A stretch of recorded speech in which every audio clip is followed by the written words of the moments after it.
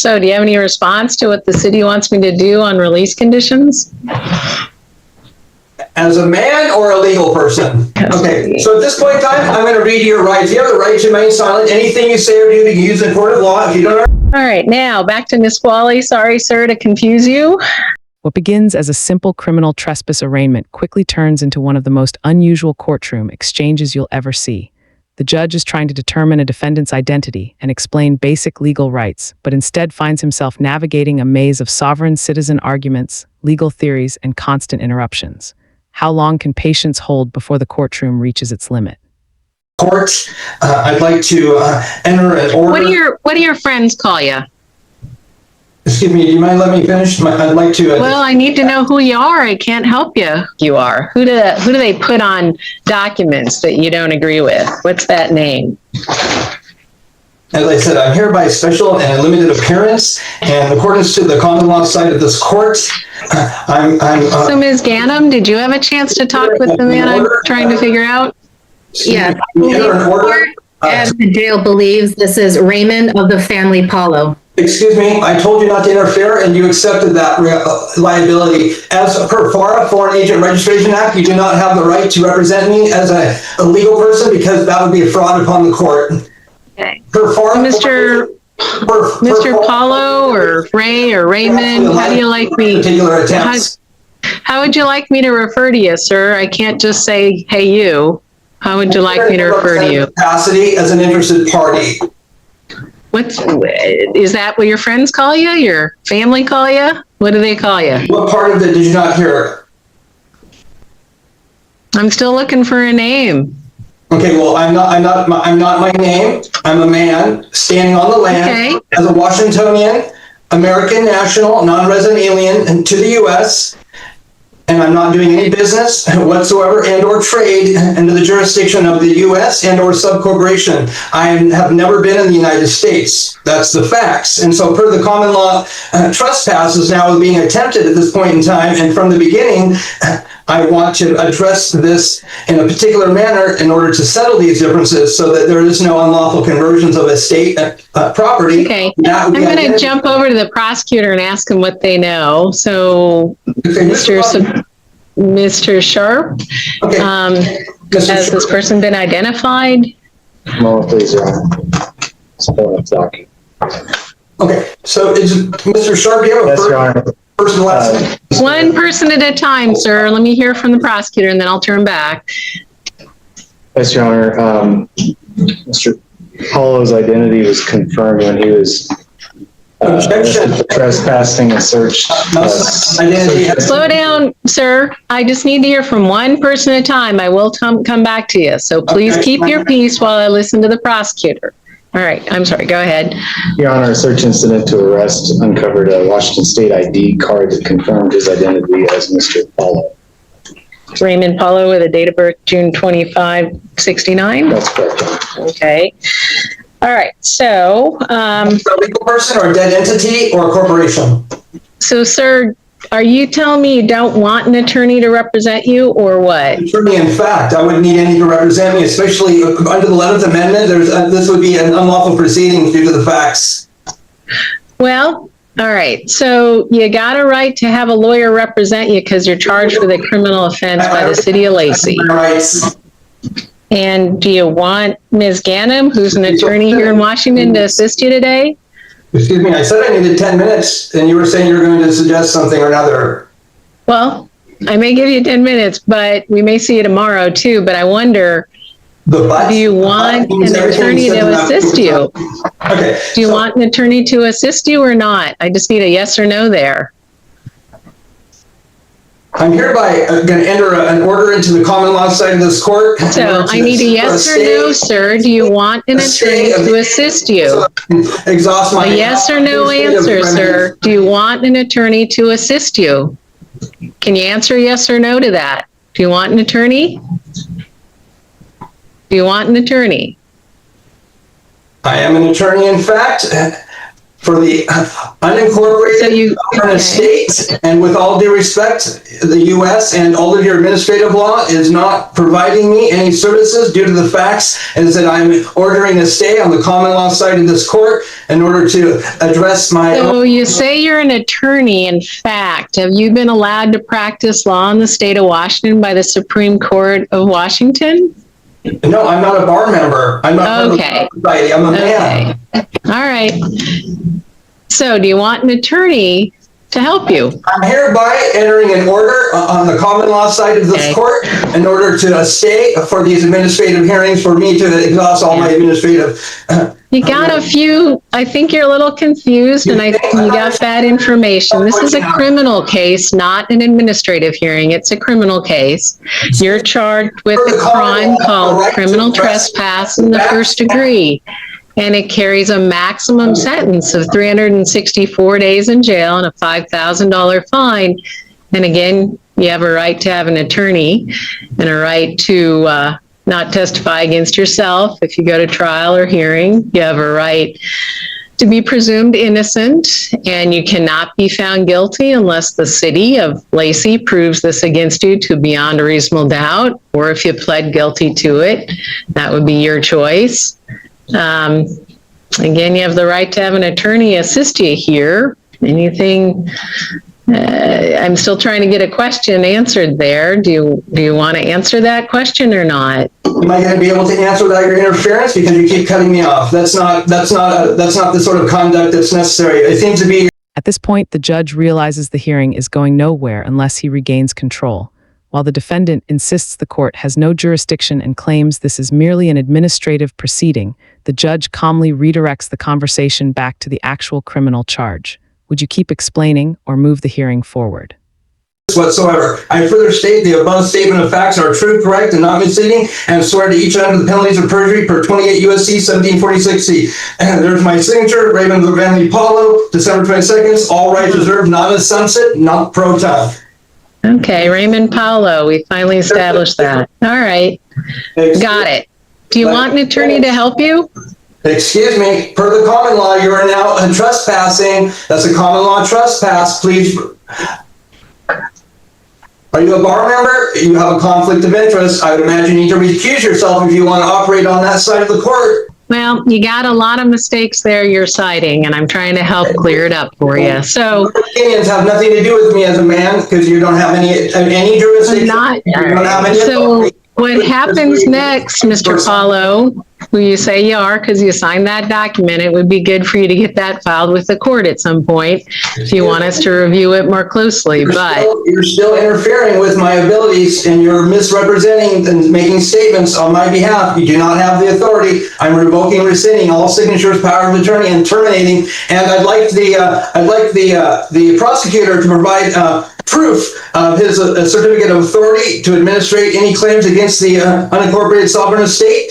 And if he fails to, then I will accept his bar card and your. Mr. Paulo, I'm not doing anything on your behalf as an attorney. I'm the judge here. Okay, well, and we're trying to get through an arraignment, and I've told you what you're charged with and what the maximum possible sentence is. I'm not a debtor. You've gone through your rights, and some of those rights also are, if you were to go to motion or trial, you have the right to have the court order people to come testify on your behalf, and you have the right to question witnesses that may be brought by the city against you. So where we are is, I'm still trying to figure out if you want an attorney, and you haven't asked me to appoint an attorney, but I can do that if you'd like. So you're not able to basically act in accordance to the canons. So at this point in time, by special appearance and limited manner, I'm entering an order by special deposits to the foreign courts in order to put a stay on the hearings in order for me to exhaust my administrative remedies. Okay. So, I hereby order the court to vacation any liens on the account and release the real property and personal property. I believe it's Standard Forms 1991 if they're still in effect. Yeah. So, Ms. Ganem, anything you want to add here? Nothing additional, Your Honor. I was not able to get much information. No, I told you you're not to be happy. One person at a time, Mr. Paolo, please. Let me just hear from Ms. Ganem and then I'll turn back to you. I Raymond of the family Paolo, do not unlawfully convert the estate name All right, or title in an unlawful conversion. This is identity theft. Okay, so at this point in time, I'm going to read your rights. You have the right to remain silent. Anything you say or do, you can use in court of law. If you don't understand your rights, the attorney will be appointed to you. Do you understand your rights? All bar members and those present in this particular hearing and on the common law side in which I'm standing as So I'm going to turn to the prosecuting attorney, Mr. Sharp. What's the recommendation here on release conditions? Thank you, Your Honor. I should make it clear probable cause was found the first. I didn't get any discovery, so I don't know about those things. Those are all solid presumptions. Well, city will just make a record that the city has grave reservations about Mr. Paulo being allowed to represent himself. Objection. This is identity theft. Mr. Paulo, stop interrupting and I'll get back to you. I'm going to hear from you next. So I suggest you listen and then you respond. Stop interrupting. We're going to have to, okay, I will come back to you. I will be coming back to you. So listen and then respond. So first off, we got to listen. So Mr. Sharp. Thank you, Your Honor. Again, the city has grave reservations it would like to express about Mr. Paulo being allowed to represent himself, and while he may have a right to do so, the statements he's made before the court today seem to suggest he either has multiple grave misunderstandings about the way the law works and the way the court proceeds, or is just unwilling to participate in the process in a functional way. Either way, it seems a grave injustice to not have a properly educated and trained attorney assisting him. However, I do recognize that he has that right should he choose to exercise it. City's requesting $250 bail on this case, law-abiding behavior. They do not have any contact with the Peak Credit Union. Your Honor, the street address for that is... Is this in the United States? Your Honor, that's 44s, 6th Avenue Southeast. Oh, excuse me, I'm sorry. I've got the wrong report for the address here. Pardon me. You made a mistake. 4540. Your Honor, that's 4540 6th Avenue Southeast. City's bail request is based on concerns over Mr. Paulo's ability or likelihood to reappear under Rule 3.2. The statements that he's made before the court today suggest that he's not likely to respond to the court's orders, given that he's rejected the court's authority over this matter. The city believes without some bail, he would be likely to fly or at least fail to appear for future hearings. So, Ms. Ganem, you say you haven't had a chance to talk with Mr. Paulo, for lack of a better name that I can use here. And I'd like to, it's been difficult for us to talk, obviously, too. On my common law side of the court, definitely, if you're going to unlawfully convert and it suggests that we're running in a different manner, well, then I'm not participating in bad faith, and with clean hands, I'm not participating in the unlawful conversions of the unincorporated as a state property, so, and that's Ms. land Ganem, included. Yes. You called down, or how did you, were you on the phone, or was he not willing to talk with you, or? I attempted to speak on the phone, and he has made it clear to me that he does not want me to speak on his behalf at all. Stand down. You're in violation of FARA, Foreign Agent. So nobody's in violation of anything here. I'm just asking questions, sir. Yes, Your Honor. I attempted to have a conversation with him, and he has not answered any of my questions that I asked him, and has made it clear that he does not want me to say one word on his behalf at this hearing. Okay. And so, yep, Mr. Sharp. Given the statements made before the court here this afternoon, the city feels obligated to, I'll defer to the court on this, but would suggest considering the issue of competency. The statements have been consistently nonsensical and seem to suggest that Mr. Paulo may have an inability to understand the court proceedings. Without further information, we can't rule out that he's able to proceed competently. City would again defer to the court, but perhaps an evaluation is in order.